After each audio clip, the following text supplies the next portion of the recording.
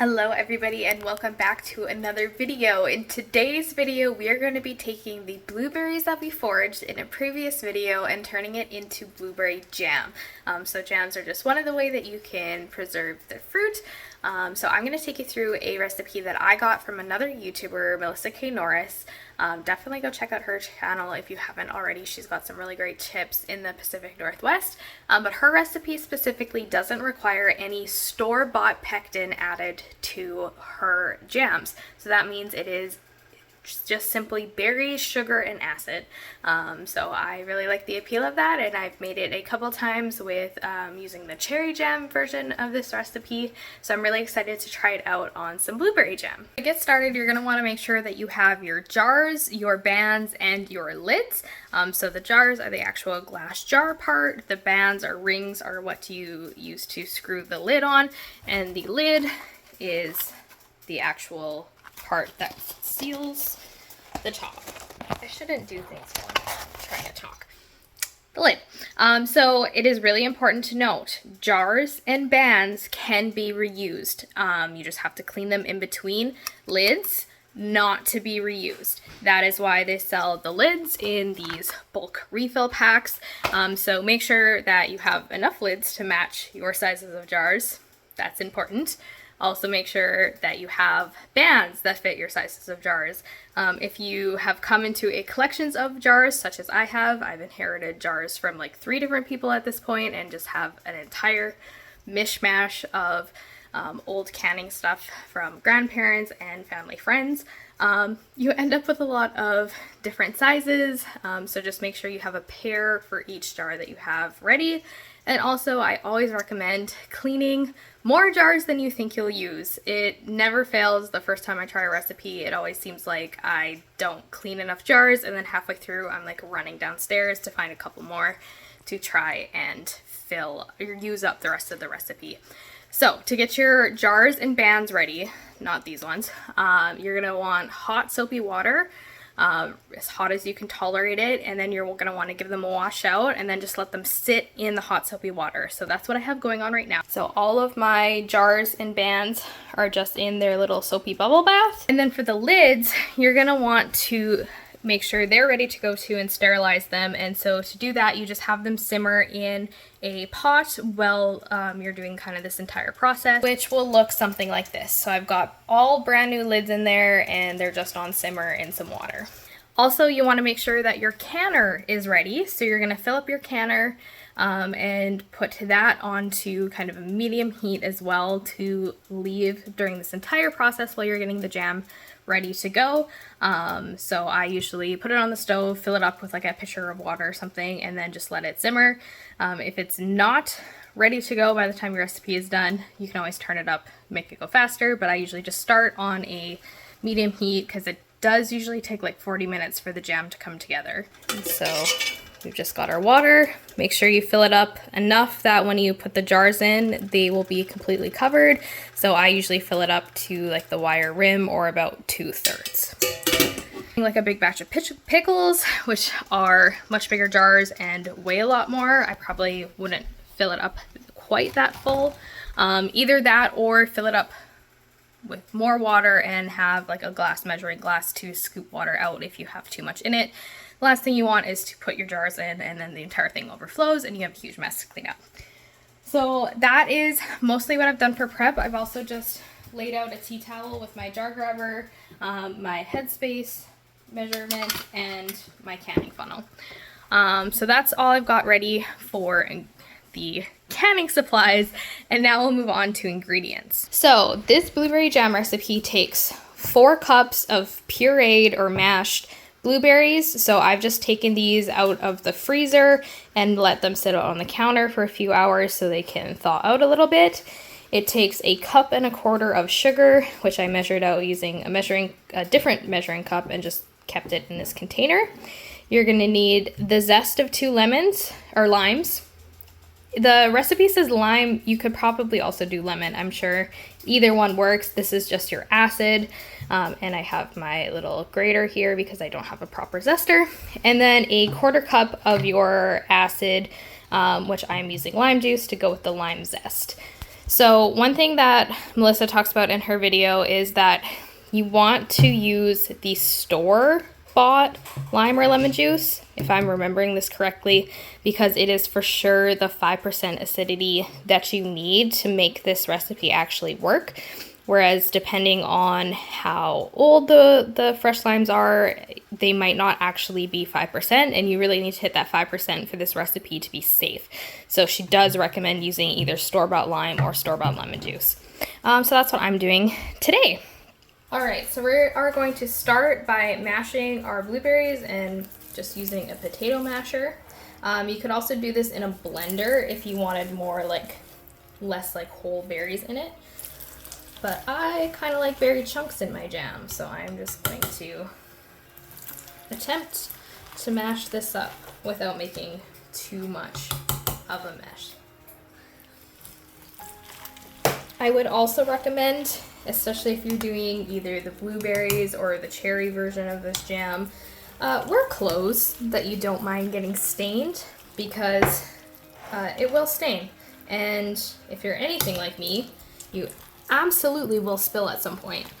And yeah, it's just easier if you wear something that already has stains or that you don't mind if it gets stains.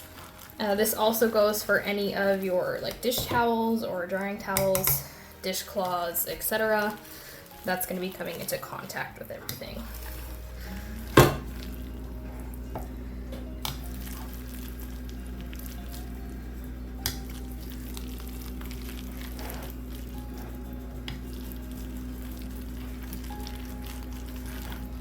This feels like it might still be a little cool,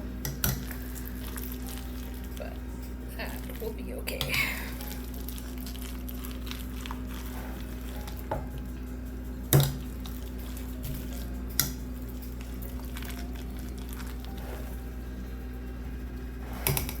I definitely prefer a chunky jam, so I'm probably not gonna do too much more than what I've already done.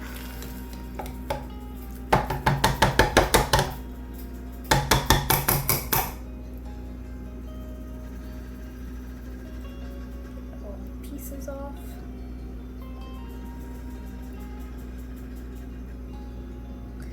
All right. So now this is going to go into our pot.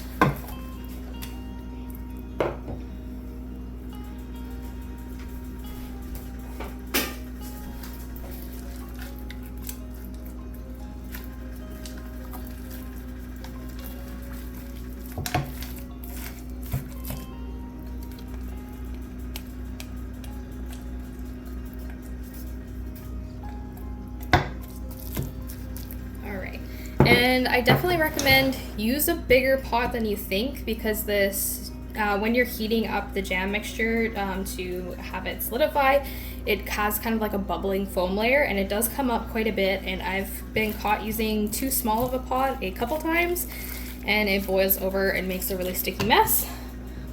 So just keep that in mind. I grabbed probably too big of a pot in all honesty, but I'd rather it be a bit bigger than too small. So we're going to add our 1.25 cups of sugar. We'll add our 1/4 cup of lime juice. There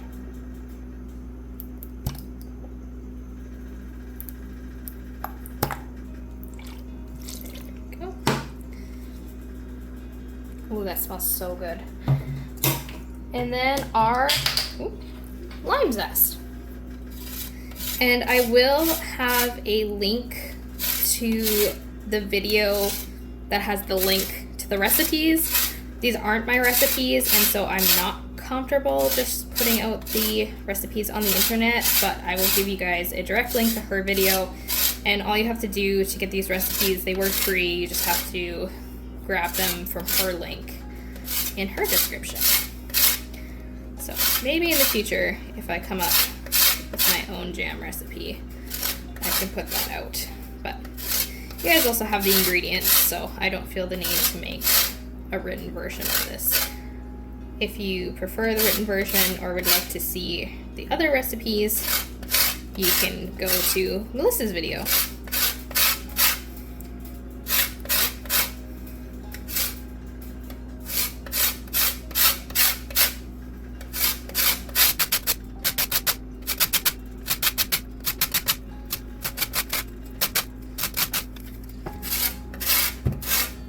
And so the reason this works as a no store-bought pectin is because you're actually getting the natural pectin from all of the zest. So the acidic fruits like the limes, lemons, potentially I believe maybe oranges fall into this category as well. They contain pectin in the zest. You can also use apples, I believe, have a lot of pectin. So you can use like a green apple in recipes like this as well. And so your jam becomes your pectin from the zest, the acidity from the juice and the berries themselves, and then the sugar from the added sugar. And that's all there is to jam, really, when it comes down to it.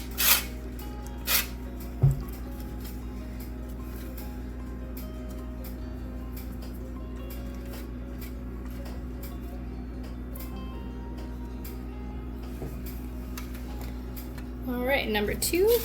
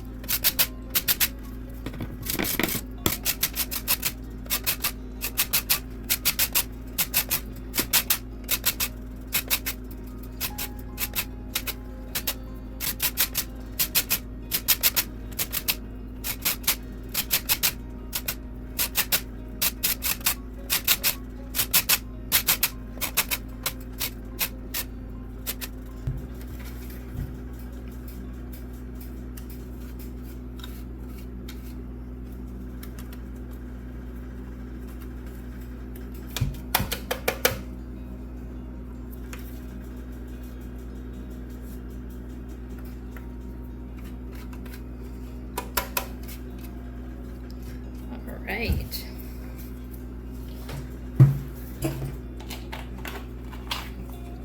So that is our jam recipe. So now we're going to take this, we're going to take it over to the stove, start heating it up and combining all of these ingredients.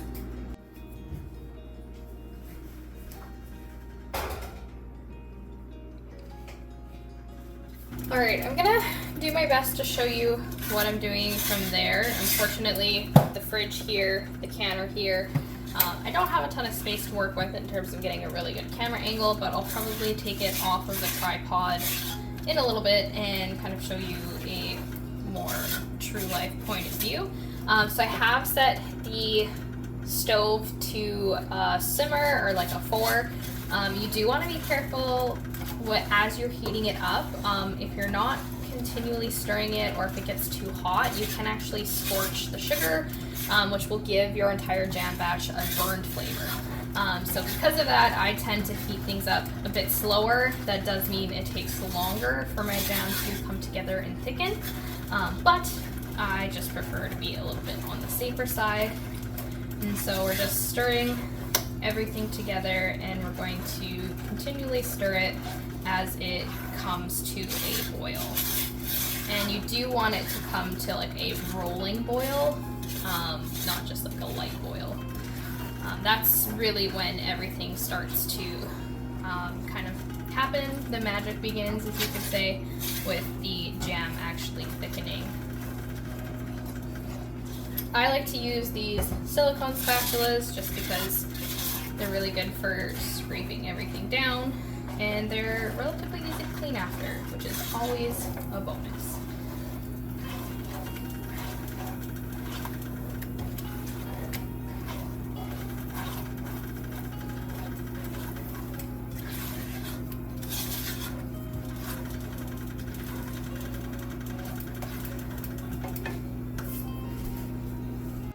Alright, so it's been about 5 minutes. It's still coming to a boil. As you can see, it's a lot more liquid.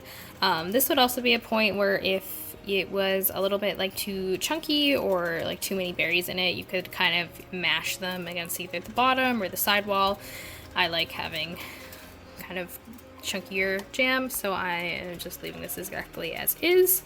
And yeah, just continuing to heat it up and make sure you're getting the bottom and all the sides so it's not burning anywhere. And just continue doing this. The whole process, I will say, does take usually around like 2 hours from start to finish, so definitely make sure you have a good chunk of time set aside if you're going to be doing a jam day.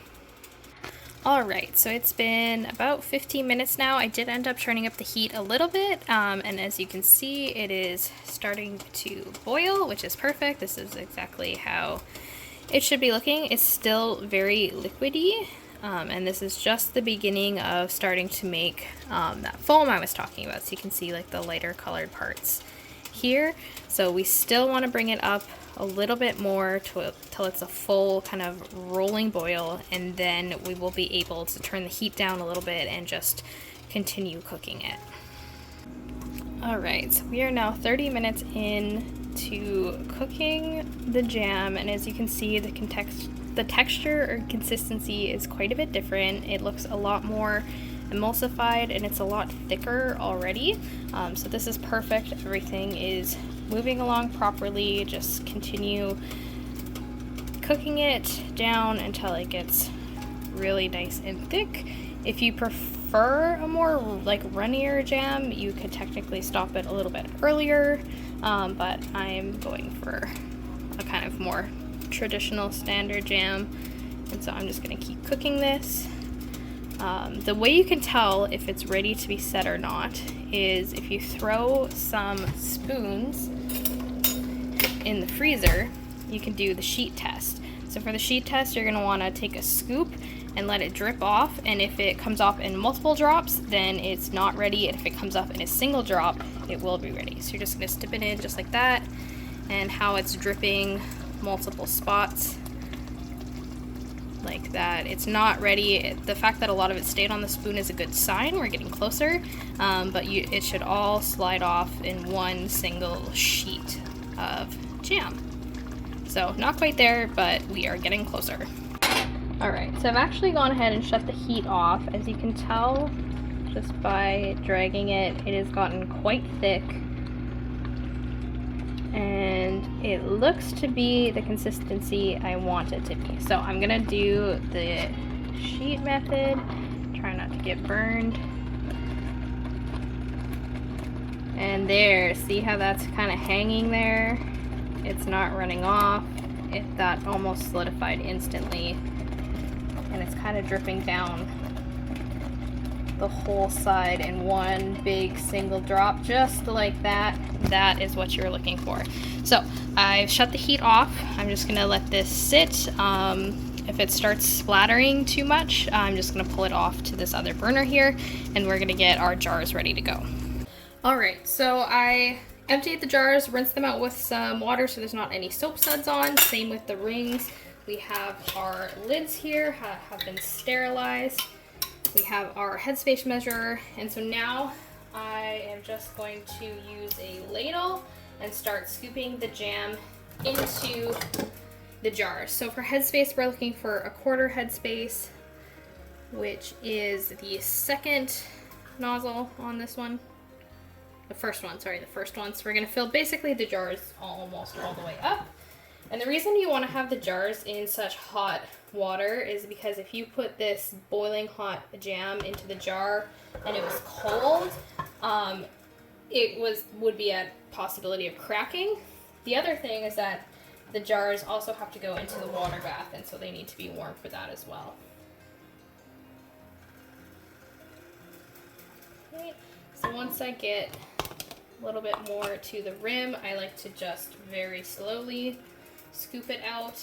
And to measure the headspace, you're going to take whatever your measurement is and place it on the rim, and then just continue filling until the jam touches that measurement mark.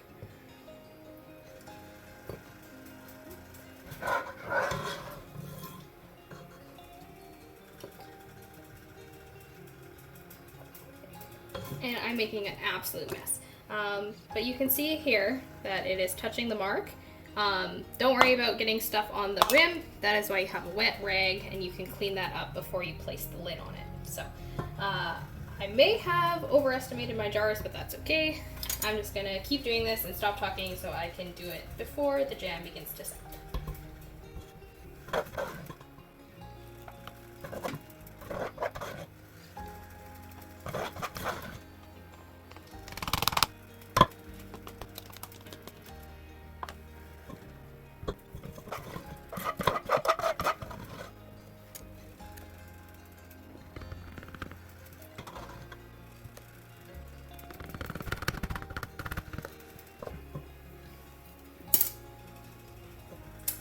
Alright, so that is pretty much it for this batch. The cherries seem to go a little bit further, so that's alright. I'm just going to add that in here. If it isn't abundantly clear, nothing on this channel is professional. So I'm just going to clean off the rims so that there's nothing in the way of getting a good seal. And these jars will be very hot, so just keep that in mind.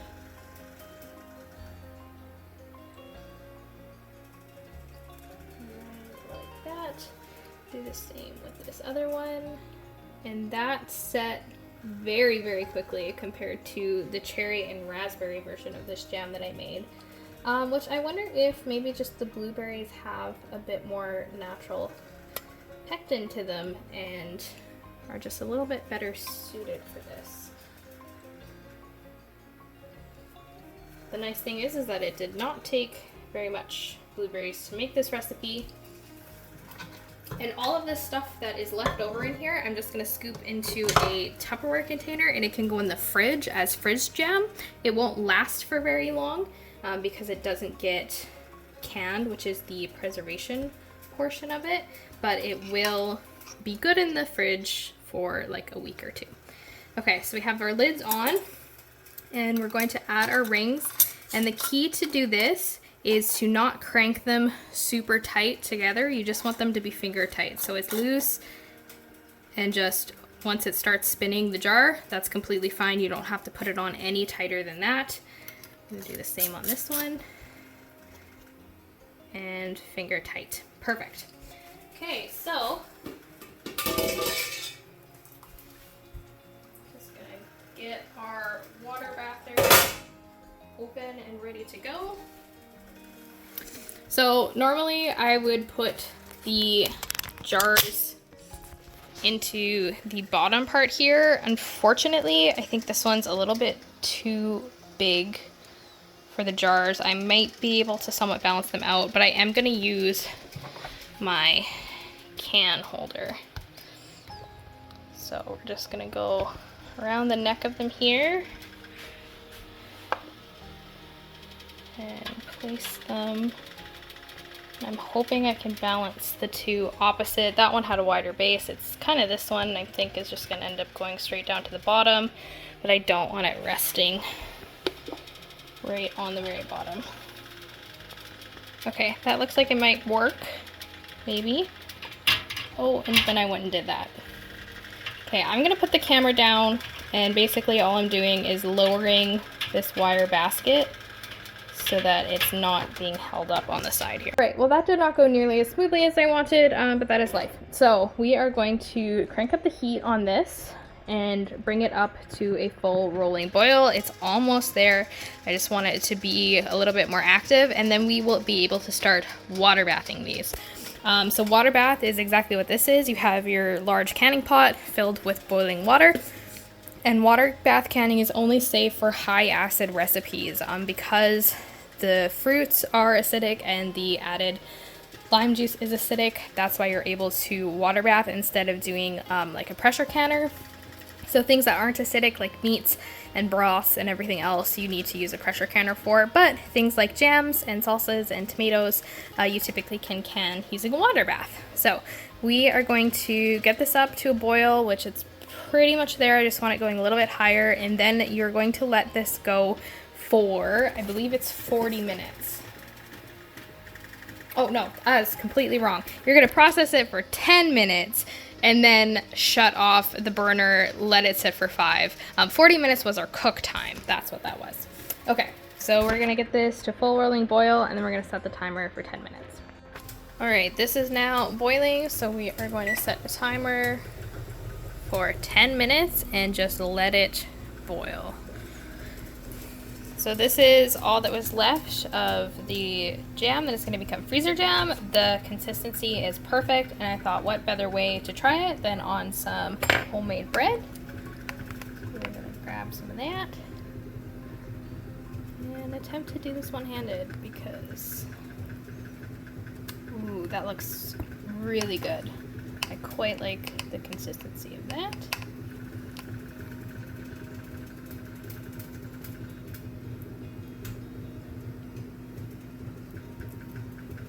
That looks beautiful. Taste test time.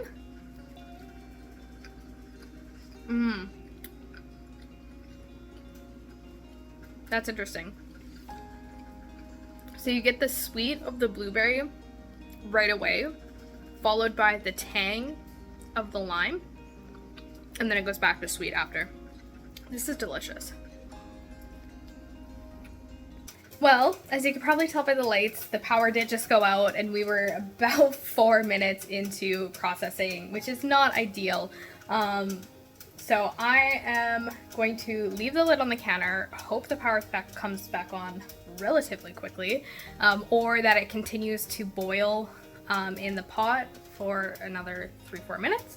But yeah, and then we'll see if they set. If not, you can always reprocess them.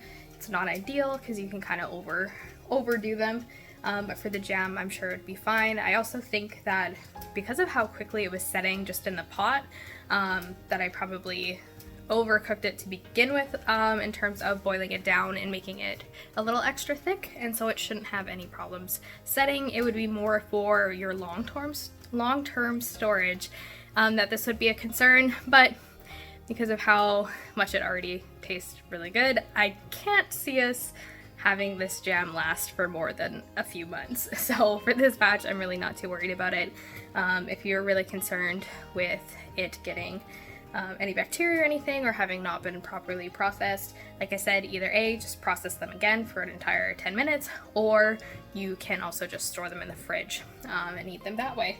So you've probably heard, if you've been looking for canning resources, a lot of these states talks all about the Ball canning book, or the handbook to canning from Ball. If you're in Canada like I am, which this took me a little bit to figure out, we don't have that book. You can order it on Amazon and get it shipped up, but it's all US measurements. However, we do have the Bernardin Complete Guide to Home Preserving, and this is the Canadian equivalent, which I hadn't realized. So I got this one from PB Mart, but if you guys are looking for canning recipes that are safe and tested and won't end up giving you botulism or anything like that, I highly recommend. This is where I got my pickle recipe. This is where I got my canning fruit and simple syrup recipes from, salsa. All of the recipes basically have come from this one, except for the jam recipe, which once again came from Melissa. But yeah, so if I end up having to reprocess these again, which I probably will because I can already hear the water's not boiling anymore, I will just kind of skip that part in this video, but still show you the end product. I'm hoping the power comes back on quickly, but if not, then there'll probably be a cut. This video may finish on a different day, but that in general is the process of canning jam with no store-bought pectin added. So if you guys want more canning recipes or more videos of different types of jam, stuff like that, definitely let me know. I can also try to do a redo of this video with a bigger batch. I'd probably double it because we got two 250 ml jars, which is good, but not a ton in terms of long-term storage. So I think I will for sure be doing another batch of this, but I will probably double it. And then that will be the batch that I set for storage. And then once this jam is processed in the water bath canner for the full 10 minutes, then it should be shelf stable for at least a year. You may be able to push it a little bit longer, but typically a year is like the recommended guideline for using up your canned goods. So if you guys have any questions, drop them in the comments, let me know. Like I said, I'm going to put Melissa's video link where you can get these recipes yourself in the description as well, so be sure to go and check that out. And I will insert a clip at the end here of the final jam once it's set. Alright, the power is now back on, but it was out for quite a while, so I think we're just going to use this up as fridge jam, just because I'm not confident in putting it on the shelf for storage safely. So we're just going to keep it in the fridge and use it up. My family is coming up in a couple weeks, and I think what we'll do is just whatever is left over we will send home with them, and they can use it up the extra jar. So I'm just going to grab these out of here. So we're just going to lift up. And the fun part is if they seal properly, the lid should pop. So because I don't know if they're going to seal, I don't know if they're going to do the pop correctly. But usually once all the water has evaporated off, and it can take some time. And then once they do pop, oh, just like that, perfect. Once they do pop, you actually don't need to keep the rings on, like once they're cooled. You can actually take the band off, because if the jar has sealed properly, the band shouldn't be holding it on. So this is actually a easy safety trick too, because if you store your jars without the bands on them and one of them no longer gets sealed, you'll notice it because it won't be sealed, where if you have one of these bands screwed down all the way holding the lid on that's not sealed, it can be a lot harder to know if your jar has lost the seal, and therefore if your canned food is no longer safe to eat. So that's just something to keep in mind. But yeah, so it can take quite a while for them to pop. They don't always pop instantly like this one did. So we're gonna wait till that one pops, and then I'll let these cool and put them into the fridge. So I did say I would finish this on a different day, and if you can't tell by the fact that my hair is a completely different color, it's a few days since I filmed the actual canning process, but I have my cooled off blueberry jam, so we're gonna open it up, see how it's set, and also just do a little bit of pictures to go for the thumbnail for this. See if I can unseal it without breaking a nail.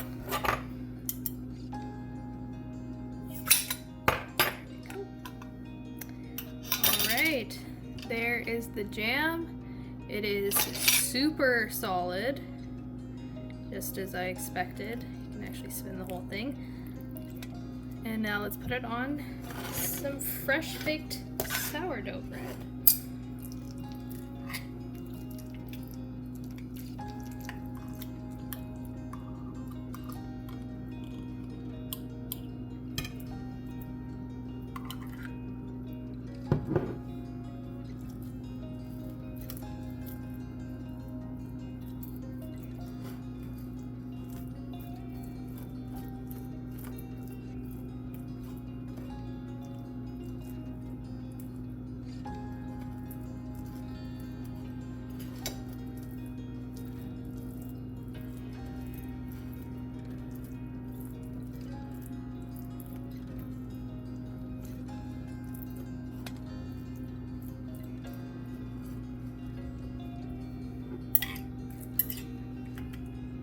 That is super solid. The entire thing moves. So like I said in a previous clip, I think this one I probably cooked it down just a bit too much. So I believe I cooked it down for like 45-50 minutes. I would maybe take 10 minutes off that, just because it's a little bit thicker than I actually wanted it to be. But if you like really thick jams, this turned out really great. So I'm gonna have myself a little snack, and that's all for this video. Thank you so much for watching, and we'll see you in the next one.